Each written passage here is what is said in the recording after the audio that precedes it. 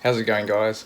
So it hasn't been a week yet since we've been back from the Northern Territory, but I feel completely reinvigorated about reptiles. I'm going to be doing a few more enclosure upgrades and just a few more perfections of decor and stuff like that along the way, just seeing as I've seen a few habitats for where some of my animals now come from. So stick with me, this is going to take a little while and I'll probably be putting up a few little videos here and there. But first upgrade is my olive python's enclosure. So stick around and I hope you enjoy.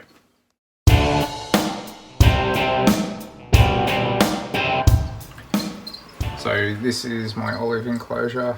It is bare bone basics. It is honestly probably one of my most boring enclosures. A little bit hard to see there.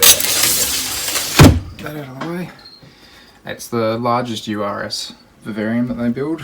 It's one of the plastic moulded enclosures. But as you can see, he's got one hide log there with a heap light above it. He's got another little hide log there and a water bowl. That's all he's got. But to be fair, you know, he's not a very old snake. He's about a year old or so now. No, a bit older. He's coming up to 2 years old. So he hasn't needed a hell of a lot. This enclosure provides him a lot of space. But I want to create something in here that'll give him a bit more usable space and kind of replicate a little bit more the environment that they come from. First things first though, we need some decent lighting because you can't see anything when you're looking inside this enclosure at this sort of spectrum. Okay, so plans change. You know, you get an idea in your head about what you're going to do and then all of a sudden it changes to something different. So I've got two of these URS plastic moulded vivariums on top of one another. I decided my freckled monitors were in this one and I decided to actually put them up a level. A couple of reasons for it, but you know, their enclosure was a bit due for a clean out anyway. So I decided to go ahead and do that, and I thought I'd put Atlas, the olive python, down in this enclosure. I'm potentially looking to move on a few of my goannas. I've unfortunately become quite allergic to wood roaches, and even wearing masks and using gloves and things like that's becoming a little bit torturous. So I might be getting a little bit more back into my pythons, unfortunately. I'll probably still keep a few monitors and things, but yeah, I might down the line just move a few animals on. But anyway, long story short, as I cleaned out this vivarium, as my monitors do, they always surprise me. So I actually dug up some eggs. So I'll just bring you over to have a quick look at these. You got 7 little Tristis orientalis eggs there. Now, I have no idea how long they've been in there because my female's not looking particularly skinny right now, so chances are they may have been in there for a month or so already. There's some good vein development on them, so hopefully I haven't disturbed the process too much, but anyway, I'm going to put them in the incubator and see how they go after being in there for however long. So they could come out any time now, probably within the next month or so, maybe even a couple of months. I reckon I'd probably get some hatchies out of that clutch. One thing we are going to do with Atlas's enclosure, and I've actually done the same with the freckled monitor's enclosure up above, I'm putting in some of my favourite lighting. So we're going to put one of those T5 units in down here.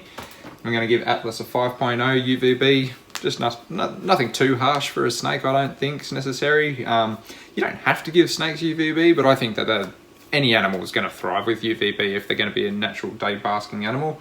Of course, olive pythons are pretty nocturnal, so hence why I'm only using a weaker bulb, but it'll also help light up the enclosure for me and make it look aesthetically pleasing. So I've gone ahead and I've actually put the light fixture in. Reason I didn't show you how that all went in is I've already done a video on how to install these light fixtures. I've done the exact same thing here. All I've done is use some Tech screws to just go through the plastic. Just some very tiny Tech screws too, just so they hopefully don't go through the enclosure above. And I've got my UVB bulb here. I'm going to put it in, switch it on and light up this enclosure a little bit nicer.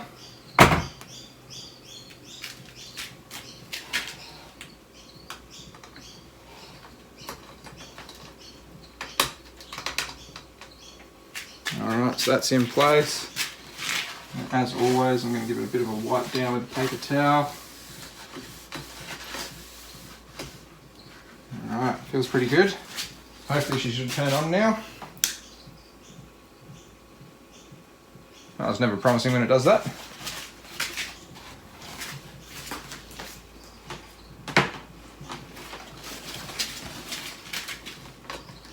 Oops. Oh, there we go. I must have knocked it out of place. As you can see, that enclosure's become a hell of a lot brighter. Now we're going to get started with some substrate in there as well.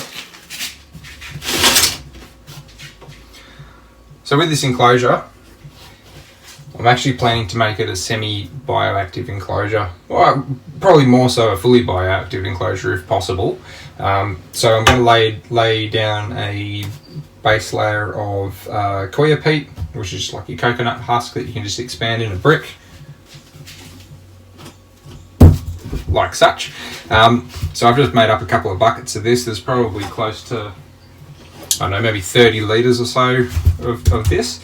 On top of that, I'm then going to go with the eucalyptus mulch, and then on top of that I've also got some dried gum leaves, so that'll kind of hopefully keep a bit of moisture in the bottom of it and give something for the springtails and slavers to hide in. And yeah, I'll show you what we're going to do as far as like a kind of rock escarpment type look as well for this enclosure. So yeah, we'll get going. Alright, first things first, coir peat.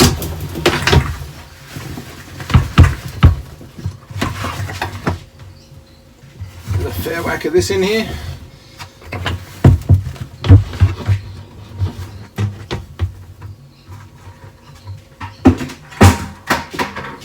So it's not going to be the deepest layer of this stuff, but in saying that, they're just going to hopefully have enough in here to kind of cover the base of the enclosure with maybe a centimetre or two.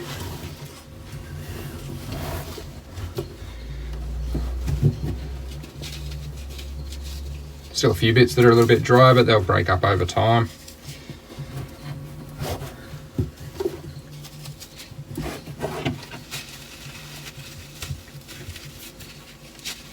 So this stuff's excellent. If I want it to retain humidity, it can. If you want to let it dry out, it's perfectly fine to do that as well. It will retain the humidity longer than like a substrate like Yuki mulch, for example. That dries out pretty quick. So there's a few spots in this enclosure that we just want to make sure that we remain a little bit humid, just so that things like the springtails and slaters can feel comfortable. So to make this vivarium look a little bit more natural, before we go putting any more substrate in there, we're actually going to put some of this bush rock in there. So this just is just normal bush rock that you can buy from like a landscaping shop. I actually went to Australian Native Landscapes in Terry Hills for this. So we're going to stack a little bit of this in there and hopefully make a few little alcoves where Atlas can hide out. And yeah, hopefully it's heavy enough that he's not going to be able to knock it around as well. So what we're going to do is we're going to set up a few kind of foundation pieces in here. I'm going to try to get these pretty much as close to the bottom of the enclosure as possible, just so then we can actually make sure that the animal's not going to tip it onto itself at all, but he'll be able to get under them.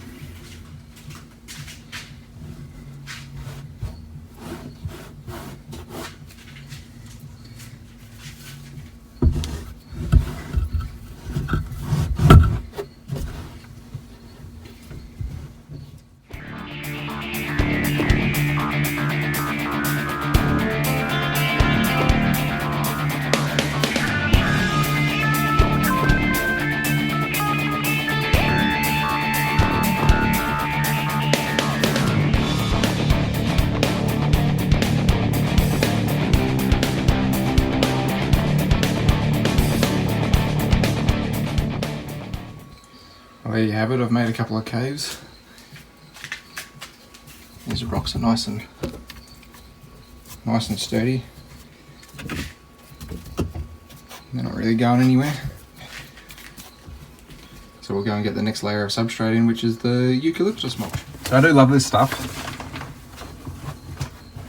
I've used it in pretty much every enclosure here. All sorts of different species and things as well. We're going to use this as a bit of a medium layer of the substrate.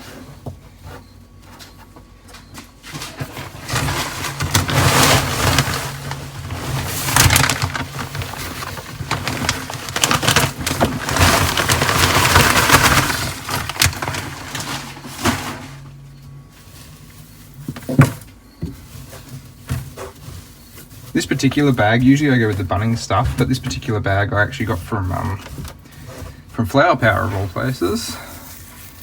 I don't know why I sound like I'm surprised there. They do all this sort of stuff all the time, but I was just there getting some live plants for some other enclosures and things, and decided I'd give this brand a go as well. Seems to be pretty good so far. All right, we got a pretty nice layer going there. I'm just going to move the camera out of the corner of the enclosure and finish off over this side.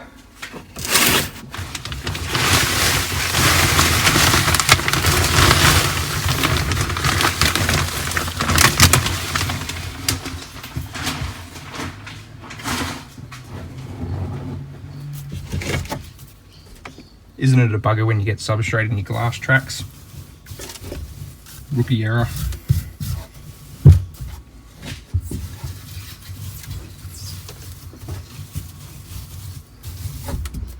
Awesome, so we got that layer in as well.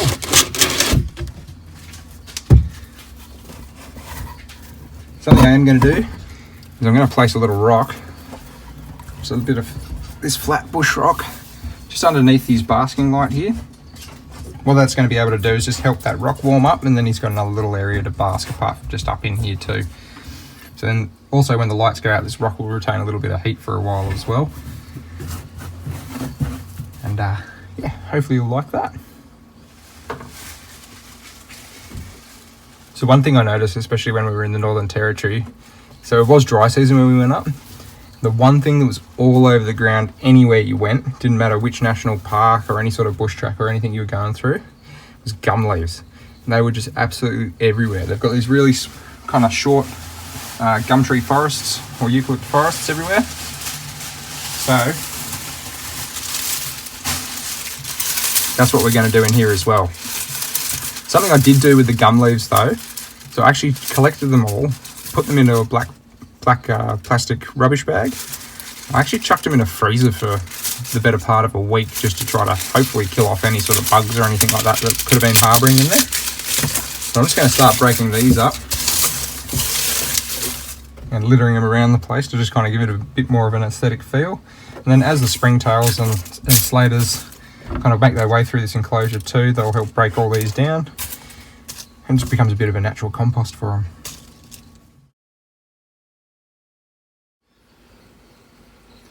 So here you go. This enclosure's looking pretty good now. Atlas has got a couple of large caves to hide in. Lots of areas to kind of climb around on the rocks and bask. Looks pretty similar to the environment that I would have seen olives in had I been there at the right time and probably hung around for a long time during the night.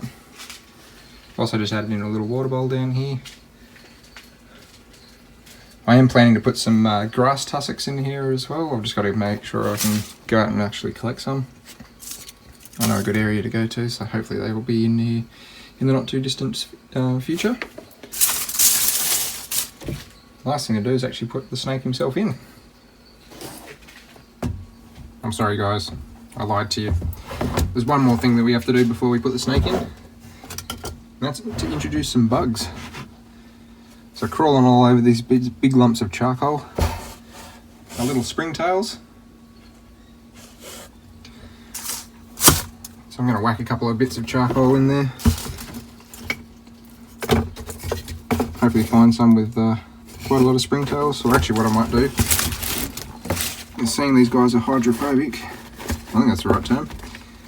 I'm going to pour a bit of water in there that's containing these guys. They can then go and break down all the good stuff from there.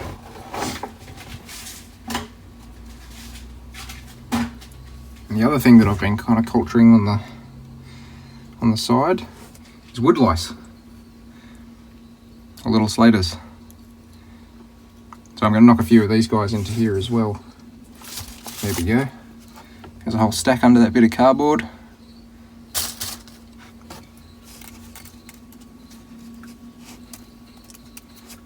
They'll go and hide out in all those little humid places. So there's a couple more features that I want to put inside this enclosure just to make it look a little bit more naturalistic. Couple of them, grass tussocks. So I've actually just gone and collected these from not too far from my place. And I've just zip tied them together as well, just to make sure that they actually stay together for a longer period of time. Like, no doubt the olive's actually going to get through them and probably destroy them up a bit, but it's a good thing about grasses is they grow really quick. So we're just going to wedge these in a few of these crevices.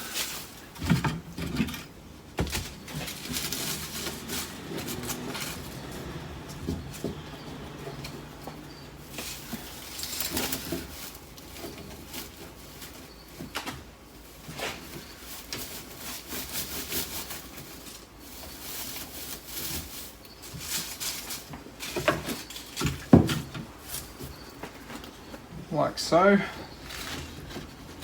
Put one over the other side as well.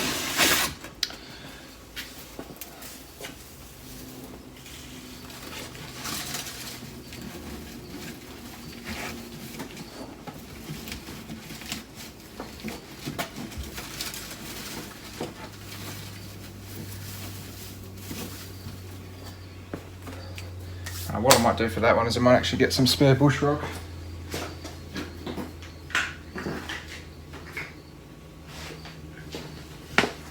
I just got a few little pieces lying around. I'm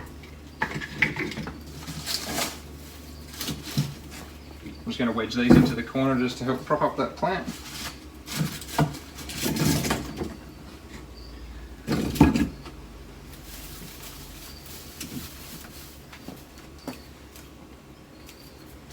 Perfect. And one last thing that we're going to put in, apart from the olive, of course, just a couple of bits of gum branch.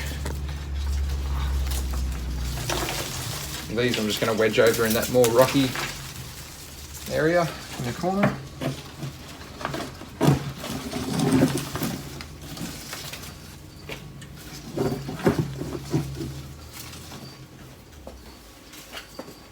And one of them is completely dry too.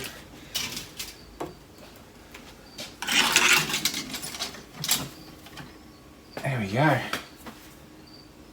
All right, we're all done.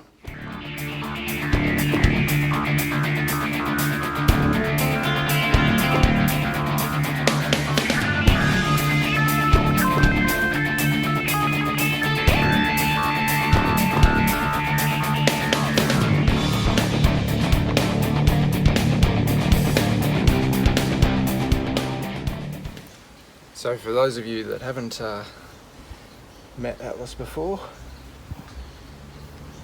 this is my little male olive. I do say little because he is little. There's also Sonic in the background. He's been out getting some UV today. But this is the boy that's got that awesome home. Whenever I get him out, he doesn't stop moving, which is pretty typical.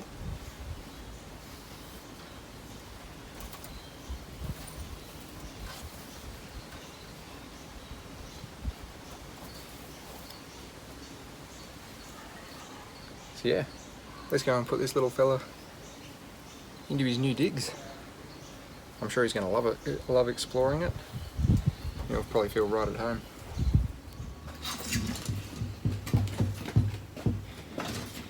He's the man of the hour. Pardon me. We'll let him go straight in there. Have a cruise around.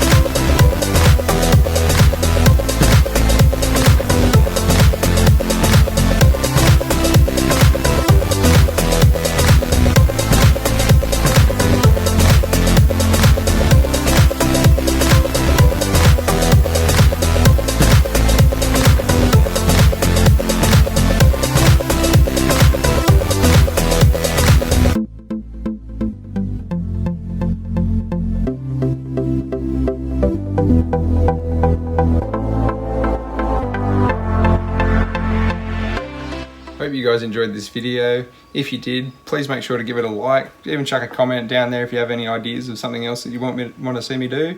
And make sure you subscribe to the channel.